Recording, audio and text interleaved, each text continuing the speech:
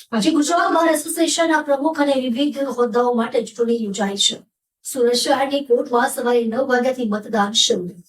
District જજની મનાઈ છતાં court કેમ્પસમાં બેનરોથી વિવાદની શક્યતા વચ્ચે આજે ગુજરાત બાર એસોસિએશનના પ્રમુખ અને વિવિધ હોદ્દાઓ માટે ચૂંટણી યોજાઈ છે. આજે 4,978 વકીલો, 6 હોદ્દેદારો તેમજ 11 કારોબારી સભ્યોનું ભાવિ નક્કી કરશે. ડિસ્ટ્રિક્ટ જજે કોર્ટ કેમ્પસમાં બોર્ડ બેનરો લગાવવા પર પ્રતિબંધ મૂકવામાં આવ્યો હતો. કોર્ટ બિલ્ડિંગની ફરતે મુકાયેલા સીસીટીવી કેમેરાને પણ મેન્ટેન કરાયા છે.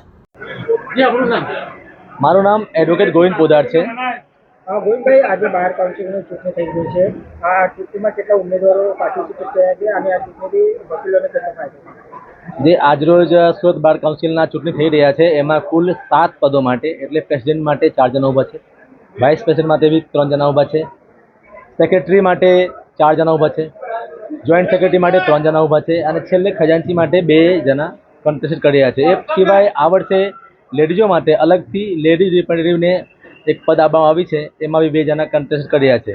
એ સિવાય કાઉન્સિલ મેમ્બર માટે 11 લોકો ચૂંટાઈને આવે છે, જેમાં 24 લોકો ઉમેદવારી ભરી છે, જેની આજે ઇલેક્શન થઈ રહ્યા છે.